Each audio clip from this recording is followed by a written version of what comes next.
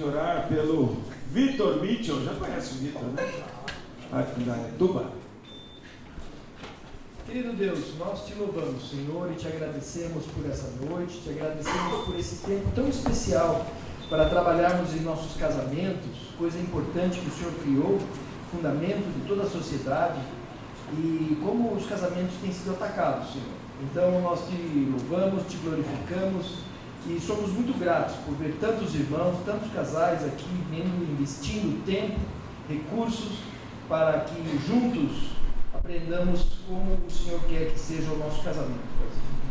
E nós pedimos agora que a Tua Palavra venha encontrar terrenos assim, fértil em cada um dos corações aqui, e que nós saímos daqui tremendamente edificados. Abençoa o pastor Vitor, querido irmão, que está aqui nos dando toda a sua experiência e trazendo a Tua Palavra.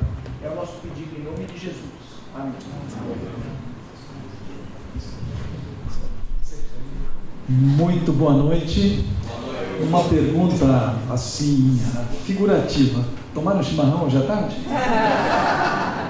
Pode ter sido café, Coca-Cola? Tiveram um tempinho juntos? Espero que sim. Espero que sim. Nós secamos mais uma garrafa de água quente, viu?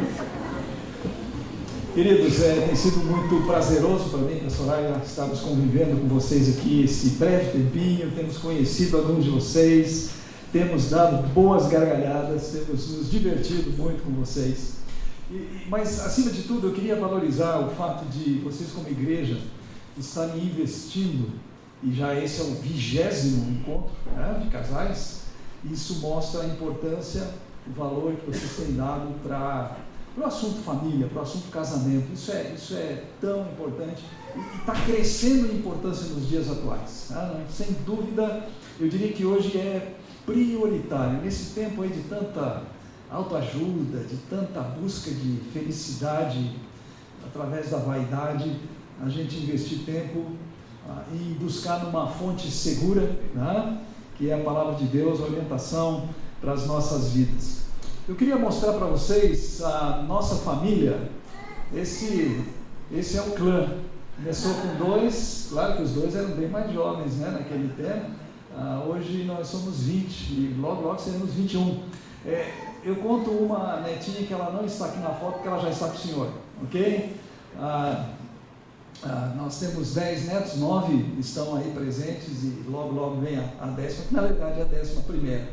Agora, eu queria dizer para vocês o seguinte, que para a Soraya e para mim, esse aprendizado sobre casamento, família, criação de filhos, tudo isso aí, foi um exercício de fé, eu diria às vezes de uma confiança meio cega até na palavra de Deus, tá? Eu costumo dizer assim que a fé, o cristianismo, ele é inteligente, ele exercita a nossa mente. A gente precisa realmente usar o tico e o teco, né, na busca da verdade da palavra de Deus. Nós não tivemos assim nenhum privilégio de termos sido preparados para o casamento. Nossas famílias, nossos pais não estavam muito preocupados com isso, nem crentes eram. E o contexto religioso no qual a gente vivia não proporcionava isso. Então muita coisa a gente foi aprendendo, fomos autodidatas, por assim dizer, né? E como é maravilhoso quando você percebe como Deus realmente ele cumpre a sua palavra. Ele não deixa buraco, ele não deixa a gente na mão, ele realmente nos ajuda. E aí quando a gente apresenta uma foto como essa, eu queria deixar claro para os irmãos, isso aqui é graça de Deus, é a graça de Deus que nos ajudou, nos suportou, né? Nos deu suporte e nos abençoa. Nós somos muito gratos aí pela família que Ele nos proporcionou, construiu ao longo desse tempo. E agora já estamos vendo a outra geração. E aliás, homens, lembrem que a Bíblia está cheia de orientações no sentido de que a gente se preocupe também com a outra geração, não só a primeira, mas a que vem depois. E nós temos tido esse privilégio de podermos estar investindo hoje, de certa forma, na vida dos nossos netos. Muito bem, hoje de manhã comecei falando a respeito da ideia de valores, de fundamentos para a nossa vida. Hebreus capítulo 13, versículo 4 nos diz isso, que o casamento deve ser considerado como algo honroso e que o leito conjugal, ou seja, a ideia da intimidade sexual, da intimidade física, dos cônjuges deve ser algo puro. E isso cresce em importância, até porque Hebreus 13:4 diz que Deus vai tratar com aqueles que não cuidarem disso, com os imorais, com os adúlteros, com aqueles que não preservam a pureza do seu leito conjugal. Isso é com Deus, é Deus quem trata isso, e ele diz, nesse sentido, ele é vingador. Deus se encarrega de tratar com esses. O problema é que nós vivemos num mundo imoral. Todas as épocas você vai detectar esta mancha na humanidade, a imoralidade. Aliás, alguns entendem e propõem inclusive que grandes impérios caíram na medida em que cederam à libertinagem moral. E isso enfraqueceu de tal maneira a sociedade que esses impérios, esses poderes, eles não se sustentaram. O sexo é hoje uma das maiores movimentações financeiras do nosso mundo. Os assuntos, as coisas relacionadas ao sexo, seja a pornografia, nas suas várias maneiras de apresentação, é algo que movimenta fortunas hoje no mundo, por conta dessa sede que a humanidade tem de absorver esse tipo de produto. O desejo que as pessoas têm de encontrar alguma forma de satisfação ao alimentar a sua vista, a sua mente ou o seu corpo com a imoralidade. Uma pesquisa recente, aliás, saiu aí umas 2 ou 3 semanas atrás, feita no Brasil, está apontando que cerca de 30% dos adolescentes de 13 a 17 anos já têm uma vida sexual ativa, já têm experiência sexual, ou seja, já perderam a sua inocência ou a sua virgindade. 30% dos adolescentes. Aquele livro que o pastor Darcy apresentou aqui há pouco, que alguém levou, foi vocês que levaram. Gente, a importância de nós investirmos na moral dos nossos filhos. Porque o mundo no qual eles entram, seja na carreira acadêmica, nas escolas, tudo mais, nos ambientes, nos clubes, é imoral. E se nós não estivermos cuidando dos nossos filhos desde uma idade bem tenra, eles serão engolfados por essa onda imoral que assola o nosso mundo. Uma das grandes batalhas que a gente exerceu como pais, e aí eu devo tanto à minha esposa, no trabalho que ela teve de discipulado com as suas filhas, de cuidado, de prepará-las, nós procuramos preservar, proteger o mais possível, mas instruindo-as a respeito do risco que elas corriam. E elas corriam riscos, e de vez em quando nós tínhamos que intervir na vida delas. Eu lembro que cada uma delas, no momento que foi aprovado no vestibular e ia ingressar na universidade, principalmente as primeiras filhas, nós estávamos em Porto Alegre, na Universidade Federal do Rio Grande do Sul, que a exemplo das universidades federais é extremamente ideologizada. Eu saía com cada uma delas, sentava com elas e dizia, olha, você agora vai para esse mundão cão aí, você vai ter que enfrentar. Até aqui a gente andou com você, cuidou de tudo, protegeu, mas agora você vai enfrentar. E olha, tem 2 coisas que vão tentar tirar de você quando você entrar na universidade: a fé e a sua virgindade. E no momento que tirarem isso aí de você vai para a sarjeta, você fica aí jogado no mundo. Então nós precisamos, de fato, atentar para isso, mas não é só cuidar dos nossos filhos, nós temos que cuidar de nós mesmos, tá? Nós hoje enfrentamos essas realidades. Por exemplo, a gravidez na adolescência é hoje um problema de saúde pública no nosso país, por conta da imoralidade. Quando nós pensamos que algum tipo de campanha deveria ser feita para alertar, para prevenir, para proteger os nossos adolescentes, as nossas crianças, as campanhas que são feitas são distribuição de preservativo, né? Não há nenhuma campanha de cunho moral, até porque uma campanha de cunho moral fora da igreja, ela não surte efeito, ela não tem ouvidos. O mundo não quer ouvir isso, porque isso vai contra a sua natureza decaída, de formas que se propagam aí as doenças, AIDS, as DSTs, né, as doenças sexualmente transmissíveis, e tudo às custas do tesouro, dos seus impostos, dos meus impostos, tá? O governo assumindo o custo da imoralidade que permeia a nossa sociedade. Não há nenhuma campanha que incentive a virgindade, a castidade. Aliás, se uma campanha dessas for lançada, ela vai ouvir várias, né? Várias. E aí vão dizer, estão desperdiçando dinheiro público com esse tipo de campanha. É irônico, mas esse é o mundo no qual nós vivemos. A questão com isso, queridos, e você vai dizer, como eu, não aprovo isso, eu não concordo com isso, mas o fato é que todos nós somos fortemente estimulados, nós respiramos sensualidade, pelos meios de comunicação, pela mídia, nós respiramos isso, e aí é que está o perigo. Porque quando isso invade a nossa vida, quando isso de alguma forma encontra espaço em nós vamos transferir, nós vamos trazer isso também para dentro da nossa casa, do nosso relacionamento.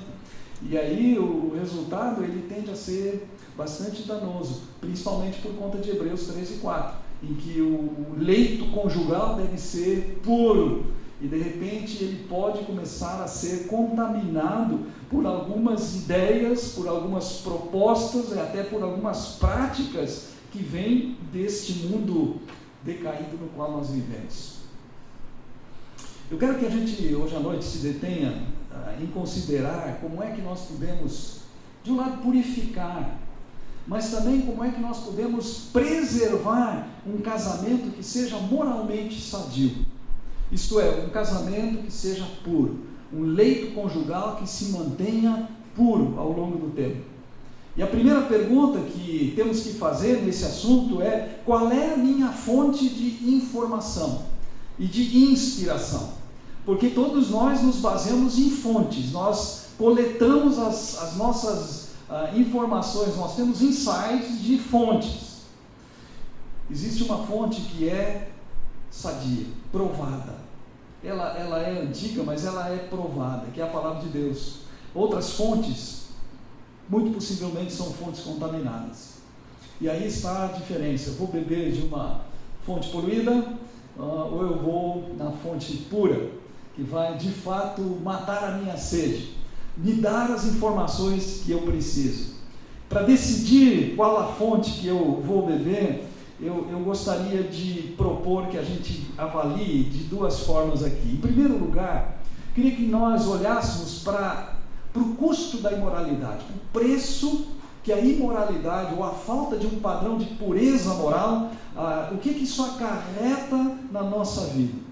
E nós vamos olhar 4 textos, e eu queria pedir que os irmãos me acompanhassem, abrindo aí as suas Bíblias, em 4 passagens que estão no Novo Testamento e que mostram para nós o preço que é pago quando nós cedemos espaço para a imoralidade sexual, ou para a imoralidade, a falta de uma moralidade pura. Por favor, projeta os textos aí. Aí tem 1 Coríntios capítulo 6, versículos 18 até versículo 20. Por favor, vamos ler juntos aqui. Como eu falei de manhã, eu tenho aqui em mãos a NVI. Talvez você tenha uma versão um pouco diferente, mas eu leio aqui. Veja o que diz Paulo nesse texto aí de 1 Coríntios 6. Fujam da imoralidade sexual. Todos os outros pecados que alguém comete, fora do corpo comete. Mas quem peca sexualmente, peca contra o seu próprio corpo. Acaso não sabem que o corpo de vocês é santuário do Espírito Santo que habita em vocês, que lhes foi dado por Deus, e que vocês não são de si mesmos? Vocês foram comprados por alto preço. Portanto, glorifiquem a Deus com o seu próprio corpo. Veja que uma das maneiras de glorificarmos a Deus, e a nossa vida deve ser sempre na busca da glória de Deus, o nosso corpo é parte desse processo de glorificar a Deus. E Paulo deixa claro aqui que a imoralidade da qual ele aconselha que a gente fuja, não que a gente enfrente, que a gente fuja, o preço a ser pago quando nós não fugimos, quando nós nos expomos, quando nós permitimos que a imoralidade encontre espaço na nossa vida, é que isso contamina o nosso corpo, porque eu estou pecando contra o meu próprio corpo, e isso desonra a Deus. E o alto preço que foi pago pelo Senhor para que nós pertençamos a Ele, esse alto preço de certa forma está sendo desprezado quando eu incorro em imoralidade sexual. Paulo não está aliviando aqui, ele está deixando claro. E quando eu penso que peca contra o próprio corpo, dentro do casamento, lembra, nós somos uma só carne em Cristo. Então, quando eu entro em imoralidade sexual, eu estou pecando contra esse corpo meu junto com a minha esposa, que é um só corpo, uma só carne diante de Deus. E eu estou desonrando, realmente desonrando, desglorificando. Esse verbo não existe, estou inventando aqui, mas eu estou deixando de usar o corpo, esse templo aqui, esse santuário do Espírito Santo, para glorificar a Deus, para glorificar a mim mesmo, para glorificar os meus prazeres e as minhas satisfações. O outro texto está em Gálatas capítulo 5, versículos 19 e 21. O texto é deveras conhecido, fala aqui sobre as obras da carne, comparando com o fruto do Espírito. E veja que Paulo começa a lista de pecados ou de obras da carne, dizendo assim: as obras da carne são manifestas: imoralidade sexual, impureza, libertinagem, tudo termos que estão relacionados aqui com a ideia da vida moral, do padrão de vida moral, do estilo de vida moral do indivíduo. E ele está colocando isso como uma obra própria da natureza decaída, isto é, obra da carne. E aí no versículo 21, o que ele diz? Eu os advirto, como antes já os adverti, aqueles que praticam essas coisas não herdarão o reino de Deus. Veja o preço da imoralidade. E é óbvio que a gente precisa entender aqui, nós não estamos apenas, Paulo não está preocupado, não está falando apenas de um ato isolado, de uma situação específica na vida de um indivíduo ou outro, ele está falando de um estilo de vida, de um comportamento que está ligado com isso: imoralidade, libertinagem e impureza. Qual o resultado, qual o preço a ser pago? Fora, não herda o reino de Deus. A insistência nesse estilo de vida aqui afasta de Deus, separa de Deus. É algo que Deus enxerga com, eu diria, com certo ódio, as obras da carne. Colossenses capítulo 3, versículo 5 até o versículo 7, nós temos uma outra palavra de Paulo aqui, outra orientação dada por ele. Ele diz assim: assim façam morrer tudo o que pertence à natureza terrena de vocês: imoralidade sexual, impureza, paixão, desejos maus e a ganância, que é idolatria. É por causa dessas coisas que vem a ira de Deus sobre os que vivem na desobediência, as quais vocês praticaram no passado, quando costumavam viver nelas. Paulo está escrevendo aqui para uma igreja que os seus crentes ali, os seus membros, os seus participantes tinham sido tirados desse mundo pagão no qual eles viviam lá em Colossos. E esse mundo pagão era caracterizado, como é hoje, pela imoralidade sexual, além da idolatria, da avareza e outras coisas. Mas o primeiro item aqui é imoralidade sexual. Agora, qual é o preço a pagar quando esta é a marca da vida? Ele deixa claro aqui, é por causa dessas coisas que vem a ira de Deus sobre os que vivem. A ideia aqui do que estão vivendo, os que estão permanecendo nesse tipo de vida, eles atraem a ira de Deus sobre as suas vidas. Eu confesso que eu me surpreendo ao perceber que nem sempre a gente enxerga isso aqui acontecendo, porque muitas dessas celebridades de meios de comunicação aí vivem claramente, declaradamente, descaradamente na imoralidade, e você fica pensando: Deus, caia fogo do céu, porque parece que Deus tem uma paciência enorme esperando pela conversão, pelo arrependimento, pela mudança. Mas veja, um estilo de vida caracterizado por imoralidade sexual atrai a ira de Deus.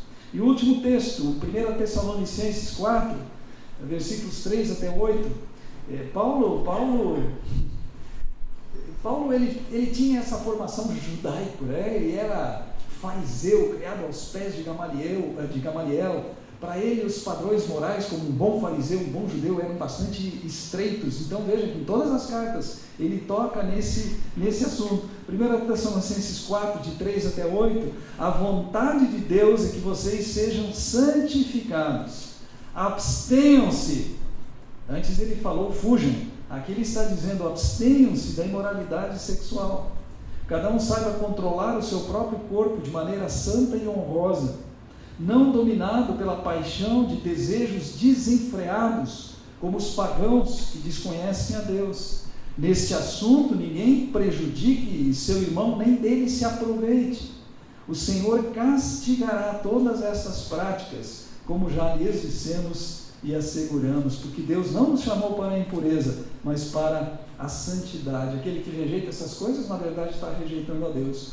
Suponho que esse texto aqui, Bruno já deve ter pregado para os jovens e adolescentes da igreja, muitas mais para os adolescentes, muitas vezes, porque está ligado com a ideia da defraudação aqui, de prometer alguma coisa que não pode cumprir, de se aproveitar de uma determinada situação do corpo de alguém do sexo oposto, sem que seja legítimo isso, deixando o outro no vazio, na sua esperança, no seu desejo. Mas isso aqui se aplica a todos.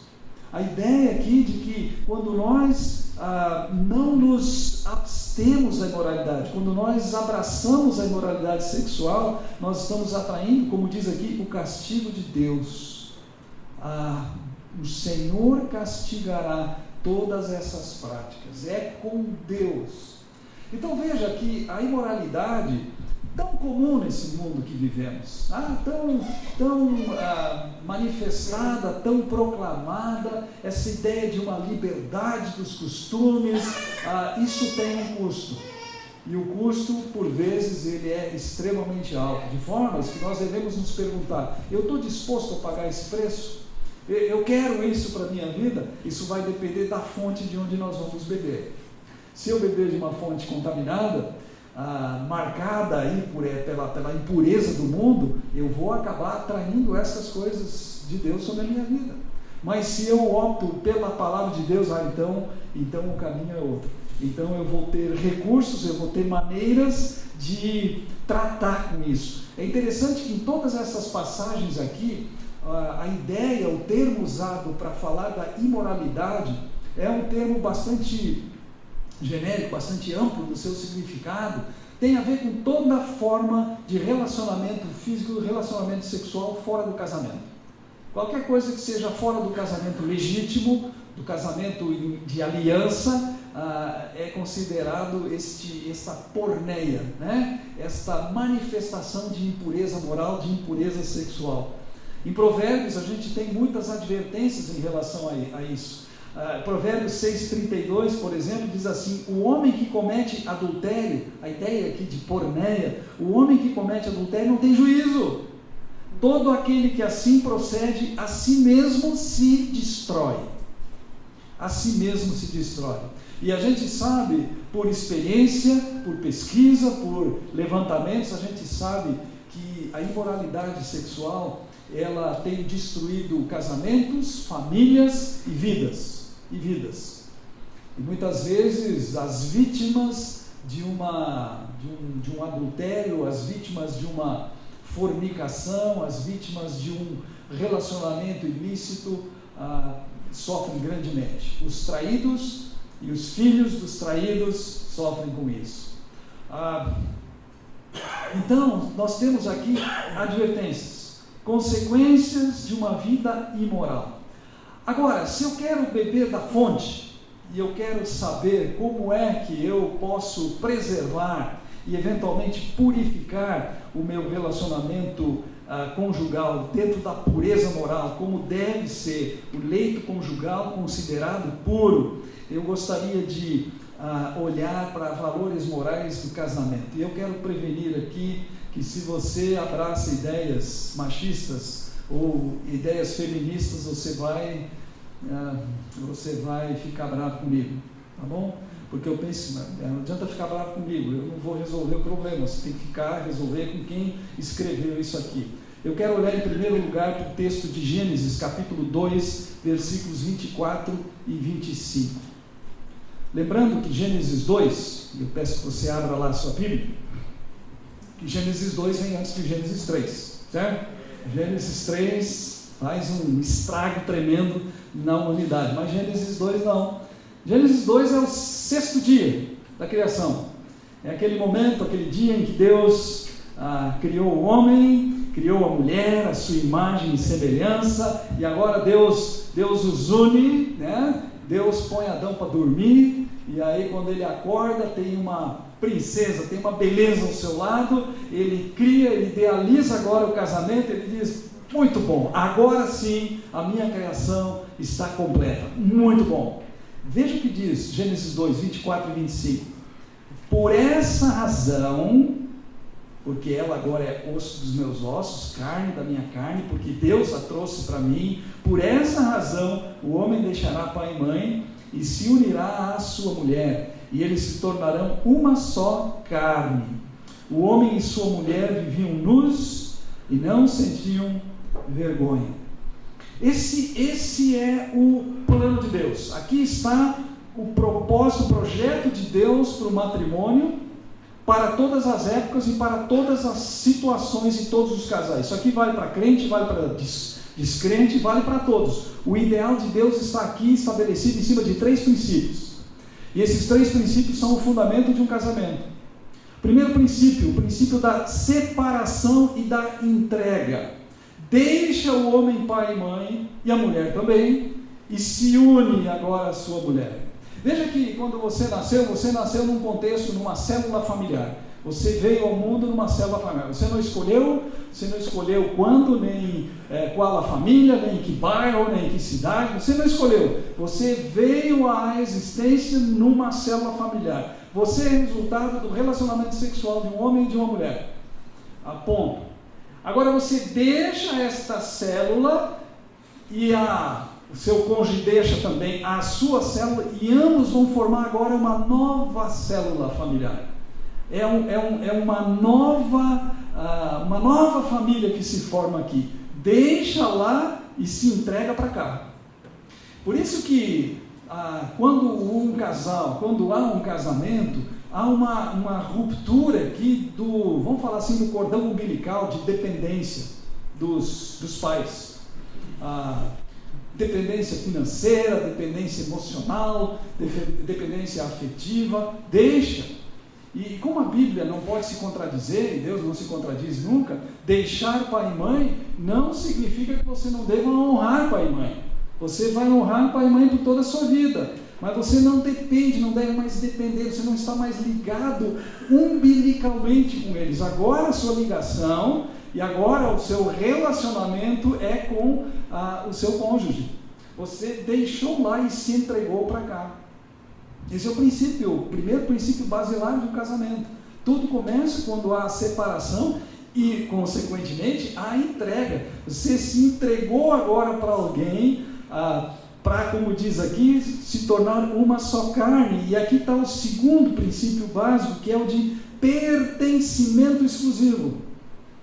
Quando você entrou em pacto, entrou em aliança com o seu cônjuge, com a sua esposa, com o seu marido, vocês agora, em vez de 2, vocês são um aos olhos de Deus, vocês agora pertencem um ao outro, vocês são um do outro, e esse relacionamento agora, ele é um relacionamento exclusivo, nada nem ninguém tem o direito de penetrar no meio aqui, tá? Esse relacionamento, ele tem que ser cuidado, preservado, protegido, ele é exclusivo.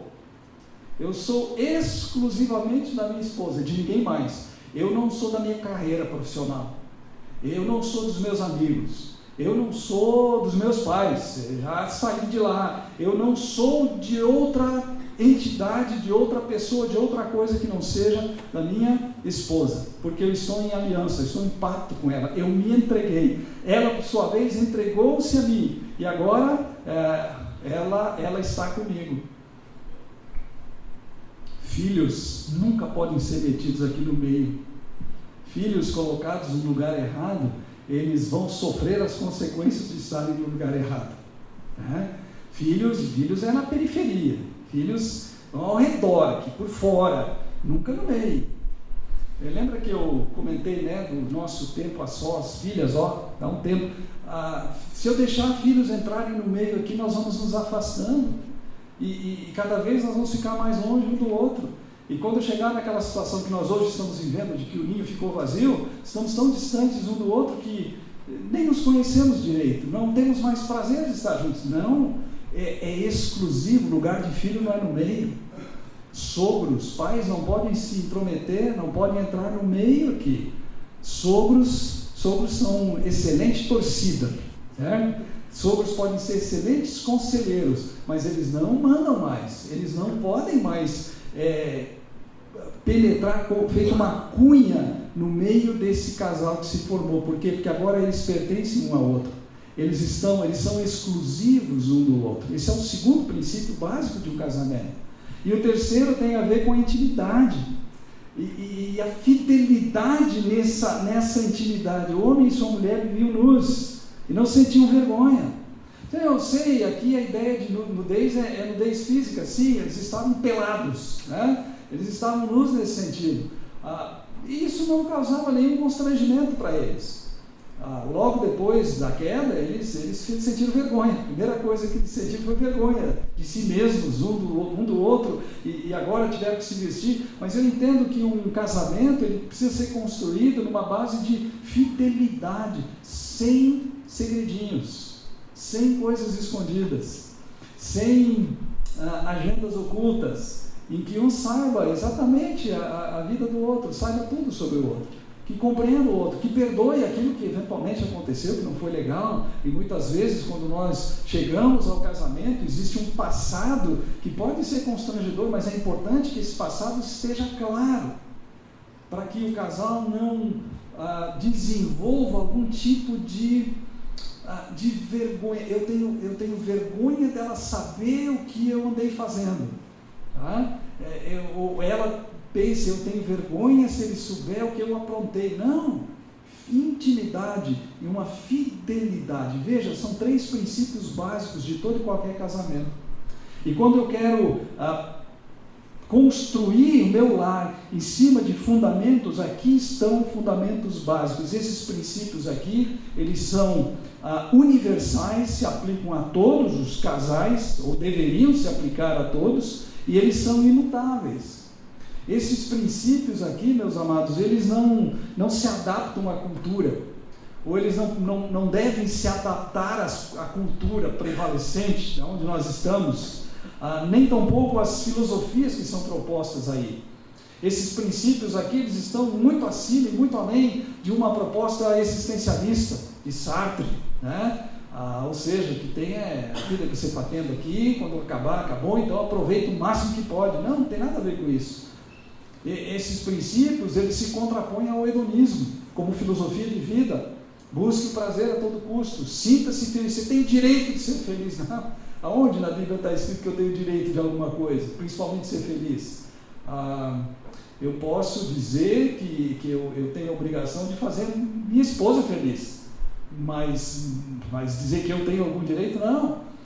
Esses princípios, eles vão muito acima do relativismo moral no qual nós vivemos hoje, em que o seu desejo, a sua preferência, os seus direitos têm que ser atendidos. Você tem o direito de...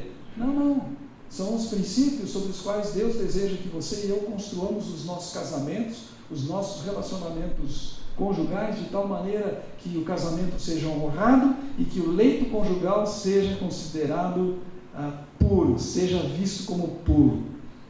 E é incrível, porque exatamente esse texto de Gênesis 2, 24 e 25, o Senhor Jesus Cristo abordou isso, quando reafirmou o valor desses princípios aqui, o valor desta ideia de Deus, naquele contexto da sua cultura, do seu tempo, que já estava de alguma forma desprezando o casamento.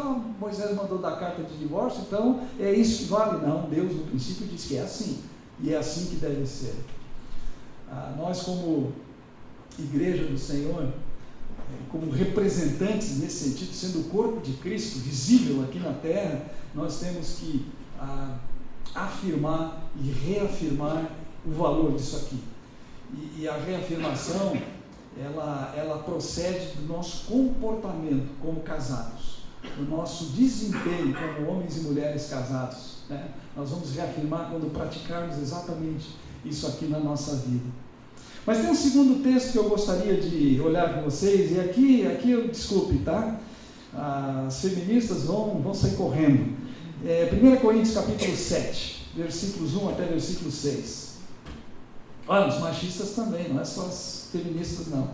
1 Coríntios 7, de 1 a 6. Veja o que Paulo escreve aqui. E ele o faz na condição de inspirado por Deus, de alguém que Deus está usando para expressar a sua vontade, o seu padrão aqui. Capítulo 7. Quanto aos assuntos sobre os quais vocês escreveram, é bom que o homem não toque mulher, mas por causa da imoralidade, cada um deve ter a sua esposa, e cada mulher o seu próprio marido. O marido deve cumprir os seus deveres conjugais para com a sua mulher, e da mesma forma a mulher para com o seu marido. A mulher não tem autoridade sobre o seu próprio corpo, mas sim o marido. E da mesma forma o marido não tem autoridade sobre o seu próprio corpo, mas sim a mulher. Não se recusem um ao outro, exceto por mútuo consentimento durante certo tempo, para se dedicarem à oração. Repara que o que Paulo está afirmando aqui, inspirado pelo Espírito Santo, é que eu glorifico a Deus no meu matrimônio, entendendo que o meu próprio corpo não me pertence mais, mas agora pertence àquela pessoa com quem eu estabeleci uma aliança. Isso aqui é completamente contra a cultura do nosso tempo, totalmente. É interessante. Homens, cumpram as suas obrigações conjugais, ou seja, tenham relações sexuais com a sua esposa, e mulheres, cumpram as suas obrigações conjugais para com o seu marido. Paulo está deixando claro aqui essa ideia do pertencimento, de que pertencemos um ao outro. Eu não tenho mais autoridade sobre o meu corpo, mas sim a minha esposa. E ela não tem mais autoridade sobre o seu próprio corpo, mas sim eu como seu marido. E nós devemos mutuamente cumprir as nossas obrigações conjugais. Olha, não é assim, se você concorda ou não. É obrigação. É para isso que estamos unidos. O casamento bíblico, e Paulo diz isso, por causa da imoralidade, cada um deve ter a sua esposa e vai cumprir os seus deveres conjugais, e cada mulher deve ter o seu marido e vai cumprir os seus deveres conjugais, porque há pertencimento mútuo aqui. Nós temos instintos e nós temos necessidades fisiológicas. Okay? Nós somos seres sexuais, nós recebemos isso de Deus. A primeira ordem que Deus deu para Adão e Eva foi: sejam férteis e multipliquem-se, ou seja, vão ter relações sexuais. Eu fiz vocês para isso, para vocês povoarem a terra, para vocês dominarem sobre a criação. Olha que beleza que Deus deu para homem e mulher casados, unidos numa aliança, num pacto de mútuo pertencimento. Então nós temos este instinto, nós temos estas necessidades. Ora, se nós temos isso, como é que nós vamos suprir essas necessidades? É nos atendendo mutuamente dentro do casamento, é nos suprindo mutuamente dentro do nosso casamento. O sexo como expressão de amor, como expressão de fidelidade, como manifestação da minha pureza, da nossa pureza para com a nossa companheira ou o nosso companheiro. Paulo deixa claro que o casamento ele envolve obrigações e responsabilidades,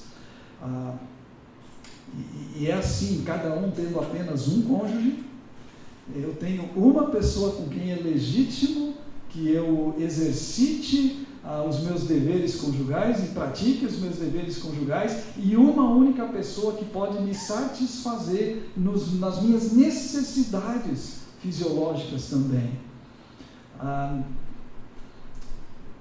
Devemos suprir, devemos atender a necessidade do outro. E queridos, aqui eu quero dar uma palavra muito, muito franca e muito séria para homens e mulheres aqui. Atender às necessidades do outro, cumprir as nossas obrigações é proteção para nós mesmos e para o nosso cônjuge, para a nossa esposa ou para o nosso marido. Porque se um dos dois não está sendo satisfeito, atendido nas suas necessidades, torna-se vulnerável, okay? Àquilo que vem aí do mundão, as seduções, as propostas, as ofertas que vêm por aí. Sim, nós reagimos de maneira diferente, homens e mulheres, nós somos distintos em alguns aspectos, né? Hoje à tarde, eu e Soraya fizemos uma rápida visita para foi nosso pastor, nosso professor de lar cristão aqui no seminário, e o seu Davi costumava dizer assim que o homem é um fogão a gás, já está aceso, né? A mulher é um fogão a lenha, né? Põe fogo, abana, sopra, e daqui a pouco a chama vem, e aí a chapa esquenta, né? Nós somos diferentes, mas nós temos necessidades e elas têm que ser de alguma forma atendidas. Isto é proteção, porque se nós ficarmos, quando você está com fome, nunca vá no supermercado quando você está com fome, você vai gastar mais do que planejou, certo? Então, quando você está sedento, está necessitado e não é atendido, você se torna, provavelmente, pode se tornar vulnerável e acabar sendo vítima da sua própria fome ou sede. Então, ao atendermos a necessidade, nós estamos protegendo para que o nosso leito conjugal continue sendo puro, legitimamente puro. E Paulo deixa claro que há um mútuo pertencimento aqui. Logo, temos que entender esses valores. Nós estamos falando aqui de valores do casamento. Esses valores, eles precisam ser assimilados e eles precisam ser assumidos. Porque só quando eu assumo isso claramente, só quando eu entendo e me comprometo com isso aqui, que eu consigo nadar contra a correnteza. E nós, queridos irmãos, nós estamos nadando contra a correnteza nesse mundo. A maré é muito forte, e se eu não tiver valores bem firmados, eu sucumbo.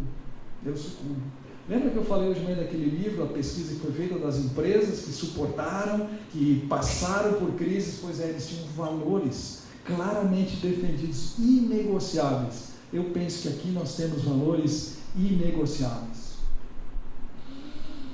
Colocado desta forma, a imoralidade sexual, ela constitui uma quebra das bases do casamento bíblico.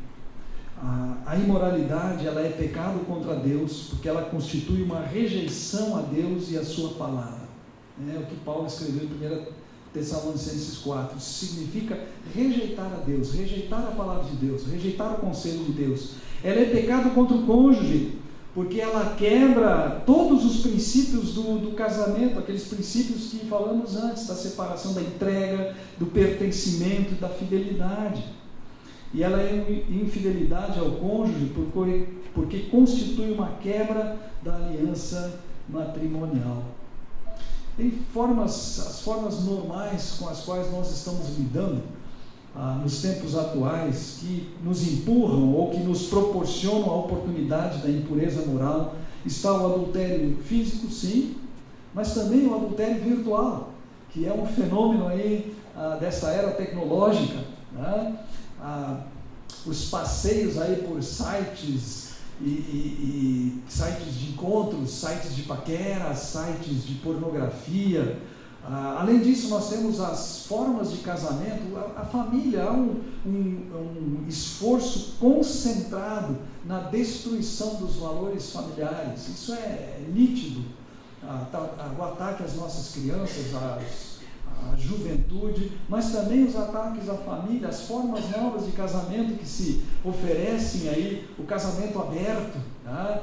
em que cada um tenha liberdade de manter outros relacionamentos, desde que fale às claras e declare ao que deveria ser o legítimo cônjuge, né? que está tendo aventuras e está tendo experiências.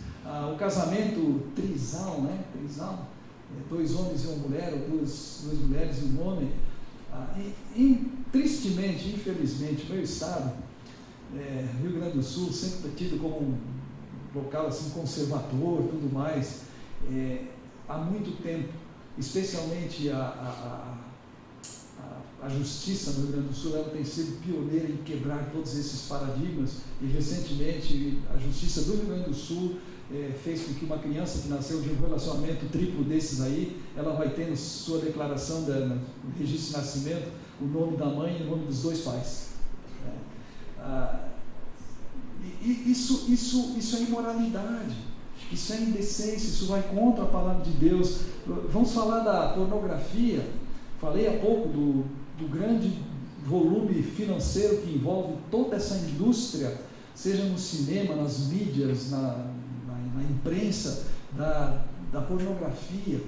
Podemos estar incorrendo nisso, nas aberrações sexuais, e aqui eu incluo o homossexualismo, porque Romanos capítulo 1 deixa claro que Deus entrega, quando há essa rejeição de Deus, quando há essa deliberada negação da existência, do poder, da glória de Deus, Deus entrega o homem, e uma manifestação maior dessa entrega de Deus, desse fato que Deus larga a mão do ser humano, são as aberrações sexuais, entre as quais o homossexualismo, né, o lesbianismo, eles estão em destaque aí.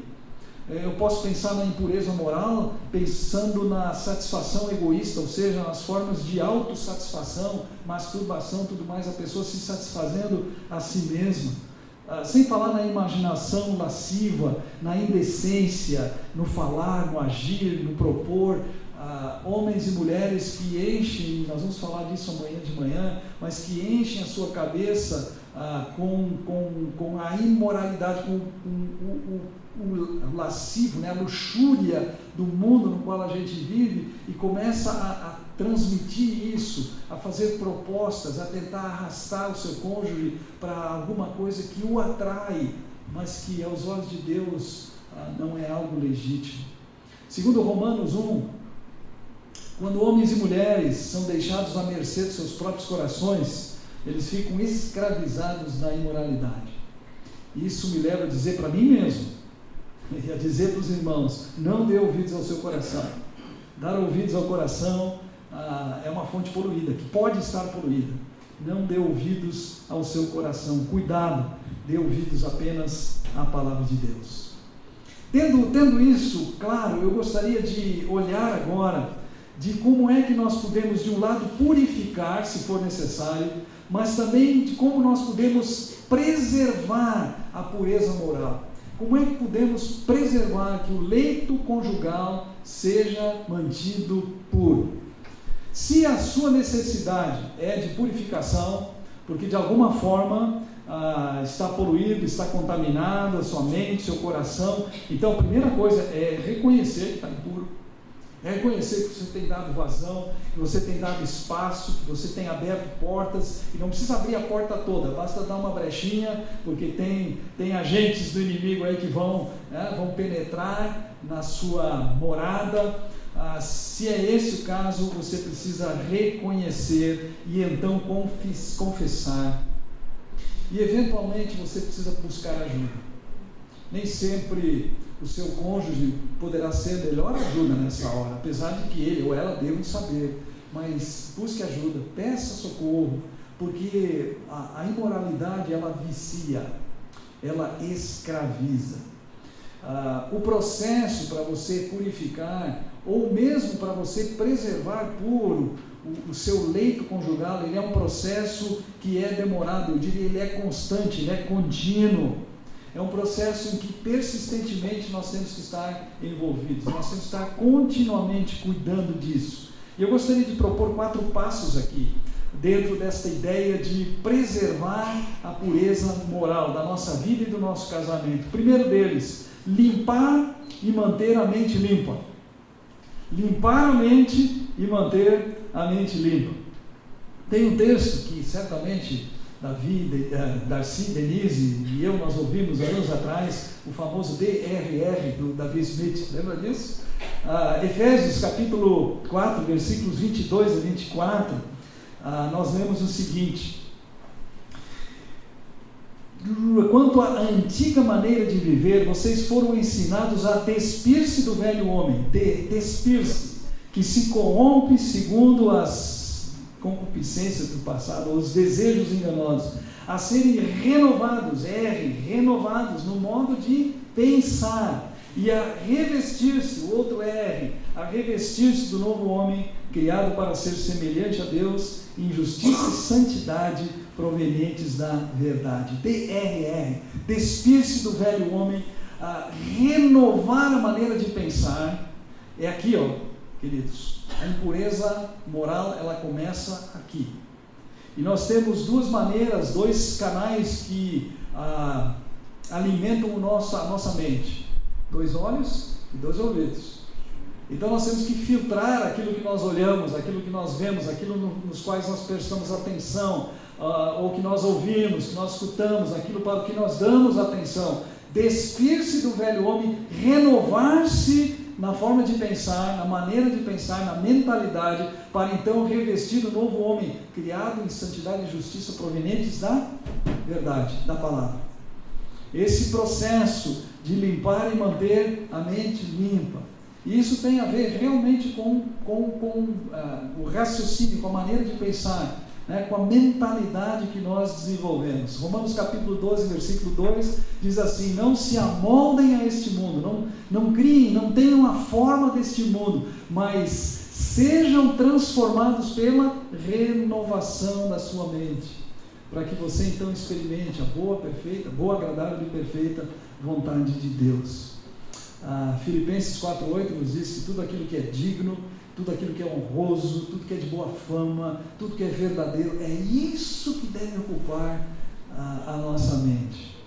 De formas que, primeiro passo na busca e na preservação da pureza moral, limpar e manter a mente limpa, adotar uma nova mentalidade, mudar hábitos perniciosos, brigar com a sua velha cultura. Se você vem de uma cultura que é imoral, você precisa brigar continuamente com isso, proteger a sua mente.